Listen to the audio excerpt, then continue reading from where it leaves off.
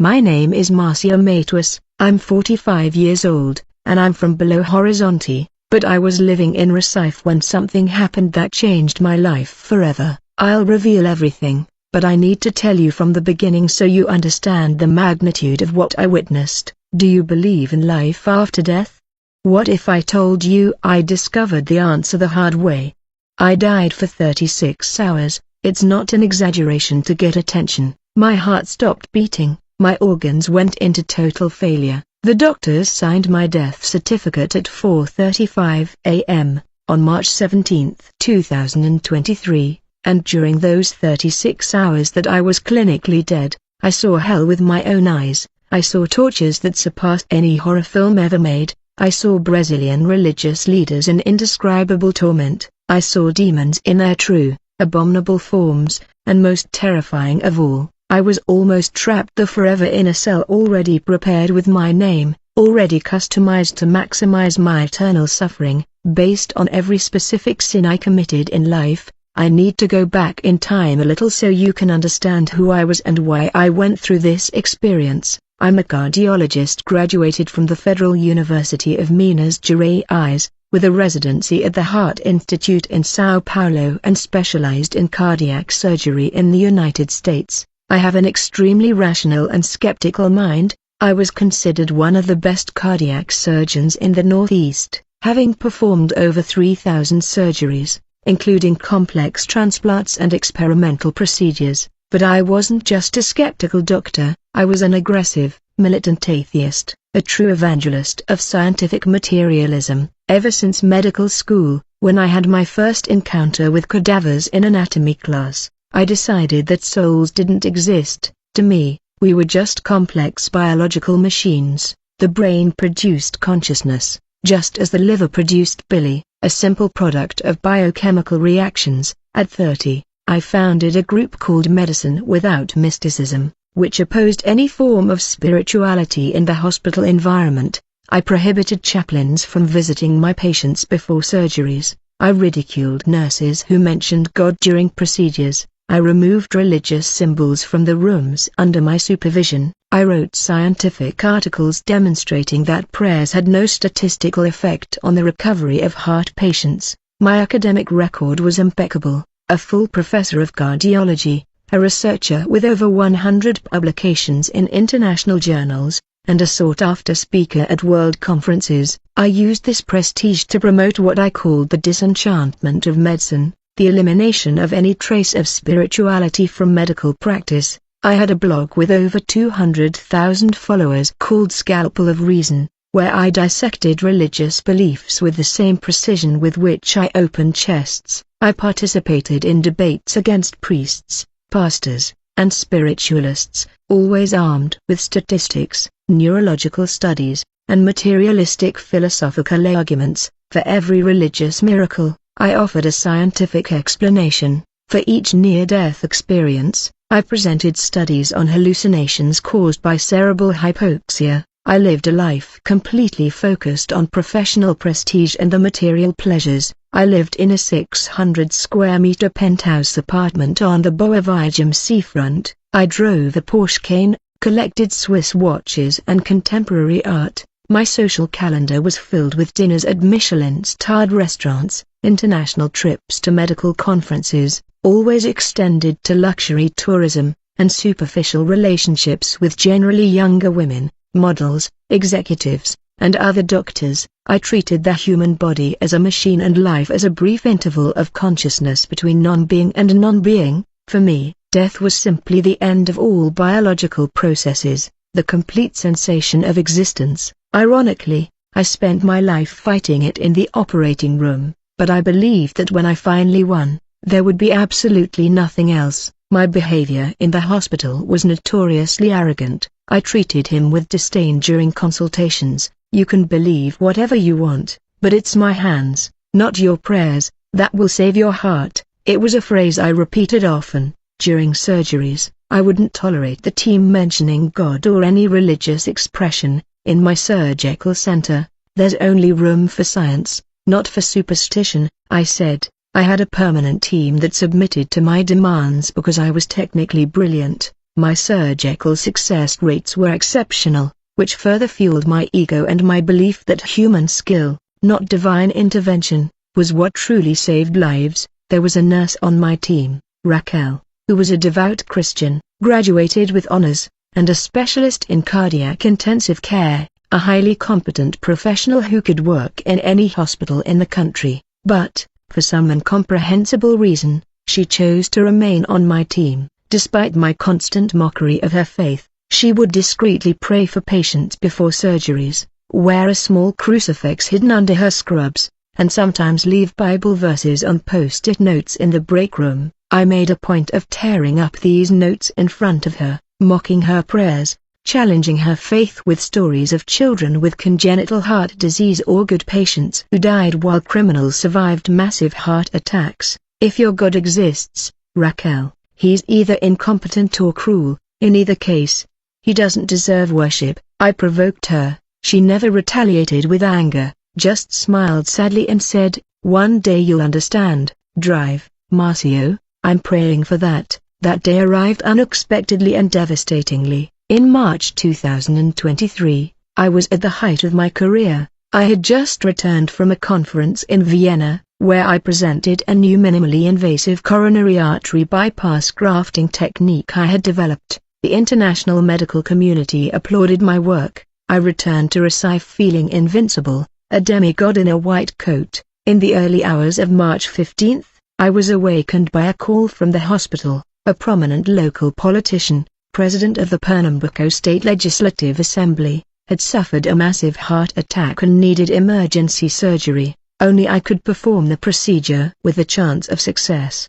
The case required, I drove to the emergency hospital, typical of the March Recife. As I traveled along Boavajam Avenue at over 100 kilometers per hour, I thought about how my prestige would increase after saving yet another prominent figure. I had already operated on businessmen, famous artists, and other politicians. Each success story was a trophy in my collection of medical achievements. Upon arriving at the hospital, I immediately went to the operating room, where the team was already preparing the patient. That's when I noticed something strange for the first time, a dark shadow hovering over the unconscious politician. I rubbed my eyes, attributing the vision to fatigue from the recent trip and the abrupt awakening. The surgery began. It was a complex case, extensive anterolateral infarction with papillary muscle rupture, requiring multiple revascularization and mitral valve repair, the kind of technical challenge I relished. As I worked,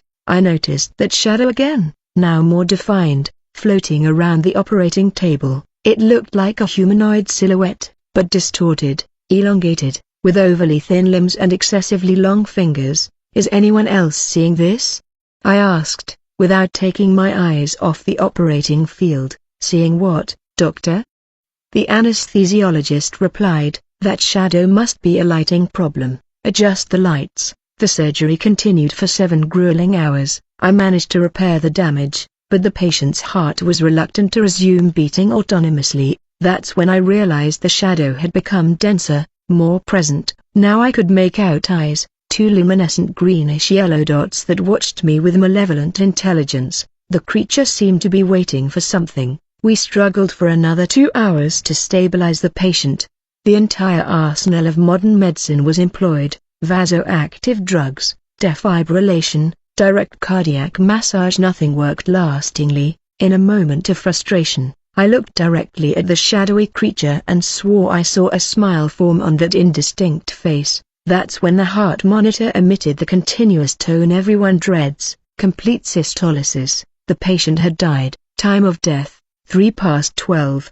The anesthesiologist announced, and then I witnessed something that shattered all my materialistic certainties. I saw a translucent substance like pearly smoke slowly emerge from the politician's body. It was a vaguely human form that seemed confused, looking around disoriented. The shadowy creature immediately grabbed this luminous essence with its elongated claws and began dragging it down across the operating room floor. The most terrifying thing was that no one else seemed to see what was happening. The team continued with the finalization protocols, covering the body, preparing the documentation. I was paralyzed, staring at a phenomenon that my science said was impossible. "Doctor, is everything okay?" Raquel asked, touching my arm. "We did everything we could." I shook my head, unable to explain what I had witnessed. "Just tired," I replied automatically. In the days that followed, I couldn't stop thinking about what I had seen. Rationalizing it was impossible. I was well rested after returning from that surgery. No, I had consumed alcohol or medication and had no history of psychiatric problems. As a doctor, I sought neurological explanations, hypnagogic hallucinations, brief psychotic episodes, a brain tumor pressing on the occipital lobe. I even secretly performed tests on myself, MRI, electroencephalogram, complete toxicology, all that normal. Science had no answers for what I witnessed, and then it began. I began seeing these shadowy creatures regularly in the hospital, especially in the ICU and emergency room. They hovered over terminally ill patients, sometimes simply observing,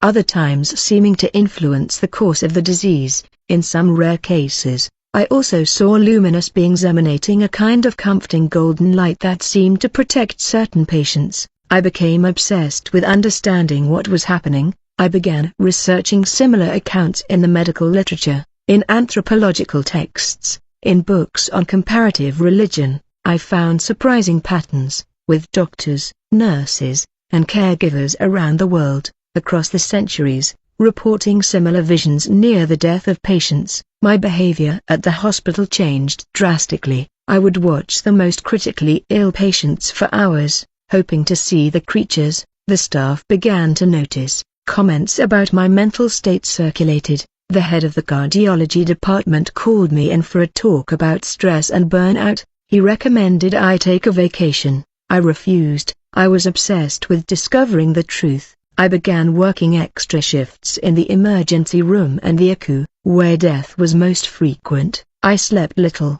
ate poorly, and lost weight. My reputation as a meticulous and focused surgeon was giving way to whispers of psychological instability. It was in this state of near obsession that in the early hours of March 17, 2023, I received an emergency call. A 67-year-old patient had suffered a massive heart attack and required immediate intervention. I was exhausted after 36 hours without sleep, but I insisted on performing the procedure. During the surgery, I began to see the shadowy creatures in numbers never before seen, not just one or two, but dozens of them circling the room, watching, waiting. I tried to stay focused on the procedure, but it was clear that my concentration wasn't the same. I made technical errors that would normally be unthinkable for a surgeon of my caliber. "Doctor, your vital signs are altered," the anesthesiologist warned, noticing my rapid heartbeat and profuse sweating. "I'm fine," I replied curtly, trying to ignore the shadows that now seemed to be watching me directly, not just the patient. That's when I felt a searing pain in my chest, as if a red-hot dagger were piercing my sternum. The scalpel fell from my hand. I clutched my chest and fell to my knees. Code blue. "Doctor in collapse!" someone shouted. The roles abruptly reversed. From surgeon, I became patient. My own team was now trying to revive me as I suffered a massive heart attack. The only thing I saw before I lost consciousness was one of the shadowy creatures hovering over me, those greenish-yellow eyes fixed on mine, a macabre smile revealing teeth too sharp to be human. What happened next defies everything medical science can explain. I found myself floating above the chaotic scene. I saw my body being defibrillated, my chest compressed with cardiac massage, tubes being inserted, medications being injected. The team worked frantically, Raquel coordinating the actions with surprising competence, taking over in my absence. There was no confusion or blurriness. I saw everything clearly, crystal clear. I could read the monitors from a distance, hear whispered conversations, perceive details that would be impossible even to normal eyes. It was as if all my senses were exponentially heightened. "He's not responding," continued the pressure. "Give him another vial of adrenaline. It's been 40 minutes, how much longer will we keep going?"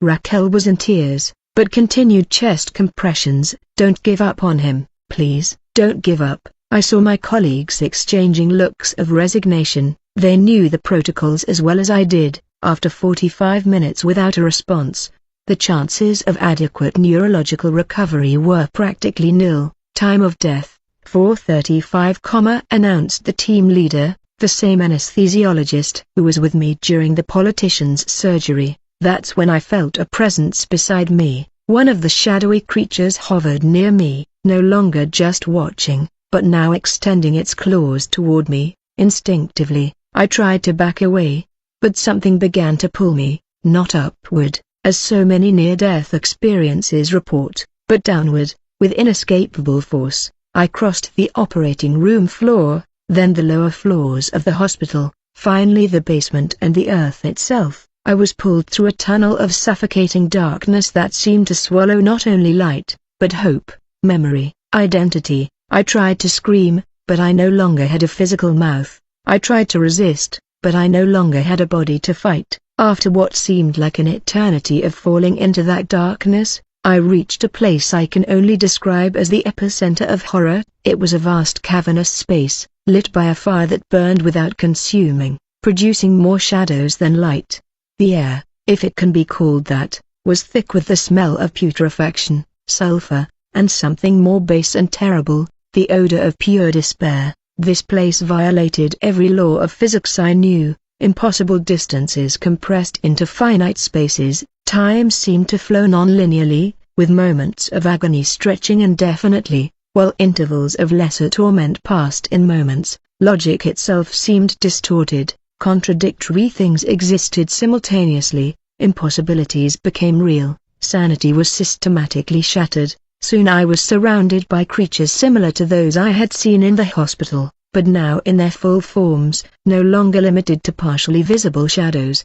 They were abominable beings, some vaguely humanoid, others completely alien in form. They had skin that resembled burnt and rotting leather simultaneously, eyes that were wells of conscious malice, limbs in impossible numbers and configurations. Some had multiple heads that spoke in different languages simultaneously. Others possessed orifices that were not exactly mouths, but openings that sucked and expelled substances, indescribable. There were creatures that seemed made entirely of eyes, others that were composed of impossible geometries that caused pain just to behold. "Welcome, Dr. Marcia Matus," said a voice that seemed to come from all directions simultaneously, the great cardiologist who discovered all the secrets of the human heart, except the most important.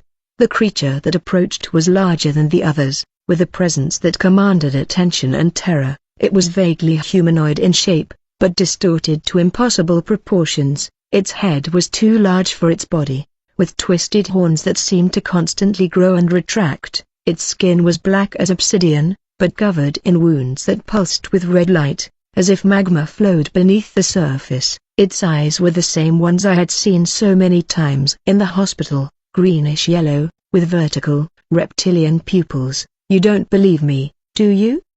the creature continued. "I spent years by your side in the operating room. I saw every heart you opened, I saw every life you saved and everyone you let go. I realized then, with a growing horror gripped me, that this creature was somehow linked to death, perhaps even responsible for taking souls after death. As a doctor who constantly fought against death, I had inadvertently spent my career in direct confrontation with these entities, but now you are my doctor. Your science cannot save you here, your scalpel cannot cut what has no physical body, your medicine cannot heal what was never alive." I tried to speak, to argue, but I had no voice. I tried to run, but I had no body to move. I was completely at the mercy of these beings. "Come," the creature said, extending a hand with fingers too long, ending in sharp black claws. "Let me show you what we have in store for you." I was dragged through that hellish place, passing scenes of torment that defy description.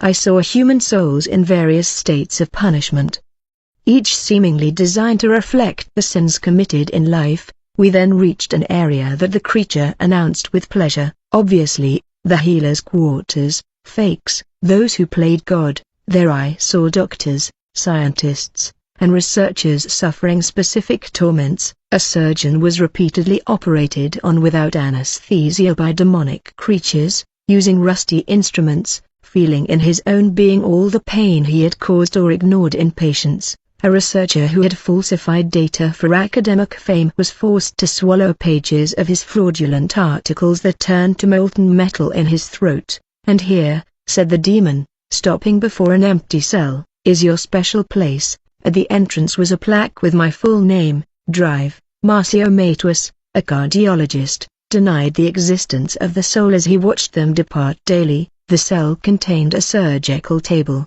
not of sterilized metal, but of some organic substance that pulsed as if alive. Around it were monitors showing every patient who died under my care, especially those to whom I denied spiritual comfort or mocked for their faith. "Here you will be eternally operated on, doctor. Your chest will be opened, your heart removed, examined, and replaced. You will feel all the pain, all the agony, without anesthesia, without pause, without end, and best of all, your surgeons will be the souls of those you treated merely as broken machines, not as spiritual beings." I saw surgical instruments laid out beside the table, grotesque and perverted versions of the tools that I used so precisely in life, rusty saws, tweezers with teeth too sharp forward, bent needles, sutures made of some material that seemed alive and dying. "And to ensure you never forget your arrogance," continued the demon, "with each cycle of torture, you will see the truth you denied, you will see the soul leaving each body, you will see the spiritual beings that exist beyond the material world, you will see everything you derided as primitive superstition." I was forced into the cell, pushed toward that grotesque table. The straps moved on their own, like living serpents binding me tightly. A surgical light above came on, but instead of brightness, it emanated a kind of concentrated darkness that, paradoxically, allowed me to see with terrible clarity. Shadowy forms began to materialize around the table, the spirits of those patients who died under my care, now transformed into executioners. I saw the politician with the heart attack, elderly people whose surgeries failed, children with congenital heart defects I couldn't save. The first of them took a cruel-looking scalpel and began to lower it toward my chest. That's when I heard a different voice, distant but clear, cutting through that horror. "Our Father who you are in heaven, hallowed be your name." The voice was familiar. It was Rachel praying beside my body in the hospital. Her prayer seemed to create waves of disturbance in that hellish reality, like stones thrown into a lake of darkness. "Your kingdom come, your will be done, on earth as it is in heaven." The demonic creatures began to stir, uneasy. The main demon growled, "Silence, he belongs to us now. Give us this day our daily bread, forgive us our trespasses, as we forgive those who trespass against us." With each word, a light began to penetrate that absolute darkness, small at first, like a distant star, but gradually growing. "Lead us not into temptation, but deliver us from evil." "Enough," roared the demon, but it was clear that something greater was happening, something beyond its control. The light continued to grow until a figure materialized. I couldn't see its face, for it was like looking at the sun, but his mere presence caused the demons to recoil in utter terror. "He has not yet made his choice," said the luminous figure in a voice that was simultaneously thunder and a gentle breeze. "His time is not yet up." "He belongs to us," protested the chief demon. He had denied the truth all his life. He mocked the faithful, rejected the divine even when he saw it with his own eyes, and yet he answered to the light. A faithful servant prays for him, and by infinite mercy he will have one more chance. The luminous figure approached me. I could then make out a face of indescribable beauty, majestic and terrible, simultaneously. His eyes held absolute justice and infinite compassion. "Marcio," he said, "my name in your mouth sounded like music. You have lived denying my existence. But now you see the truth. What do you choose to do with this truth?" I tried to speak, but I still had no voice. Yet, somehow, he understood the cries of my spirit. "You wish to return, but fear it will only be to continue your old life. Allow me to show you what awaits you if you choose the path of light." Suddenly, I was transported away from that place of torment. I found myself floating above what seemed to be a realm of transcendent beauty. It wasn't a physical place as we understand it. It was more like a state of being where matter and spirit were not separated. colors that didn't exist in the visible spectrum, music that wasn't just sound vibrations, scents that carried complete meanings. I saw beings of pure light, moving in perfect harmony, human souls clothed in glorified bodies, free from pain, disease, or limitation. I realized that this was the true human destiny, not that place of torment, nor the annihilation I had presumed. This is the reality that your science cannot measure, that your scalpel cannot decipher, that your materialistic theories cannot explain, said the luminous figure. But it isn't something contrary to reason, it is reason planned, science transcended, not denied. I felt a profound understanding that the material universe I had studied so diligently was only the most superficial layer of reality, like the skin of a fruit hiding the nutritious pulp within. My entire academic life had been dedicated to studying the bark, denying the existence of the real fruit. Come back now, Marcio, the figure said, touching my chest exactly where I had felt the pain of the heart attack. Return and testify to what you saw. Heal not just bodies, but souls. Use your gift not just to extend temporal lives, but to prepare eternal beings. I felt myself being pulled back through that darkness, but now protected by a light the demons dared not challenge. I heard their roars of frustration as I escaped their clutches, and then, with a gasping, desperate sigh, my physical eyes opened. I was back in the hospital, lying in an ICU bed, tubes and wires connected to my body, heart monitors beeping regularly, Raquel's face stained with tears, but now lit with amazement and joy. Doctor, you're back, thank God. Other doctors and nurses rushed into the room, checking monitors, checking vital signs, expressing disbelief. I heard terms like spontaneous resuscitation, unexplained recovery, an unprecedented medical phenomenon. I tried to speak, but there was an endotracheal tube in my throat. I made signs to have him removed. After they verified that I was breathing adequately on my own, they reluctantly agreed. My first words, rasping through my irritated throat, were, "How long?" 36 hours, Raquel replied, holding my hand. "You were clinically dead for almost an hour. We declared death. Then, her body entered a state we couldn't explain. There was minimal brain activity, but no response to stimuli. The doctors wanted to declare brain death, but her family wouldn't authorize turning off the machines." I nodded, still trying to process everything. "I saw it," I started, but words seemed insufficient. "What, doctor? What did you see?" Raquel asked, her eyes full of expectation. I answered simply, "I saw everything I denied, the dark creatures in the hospital. Can you see them too?"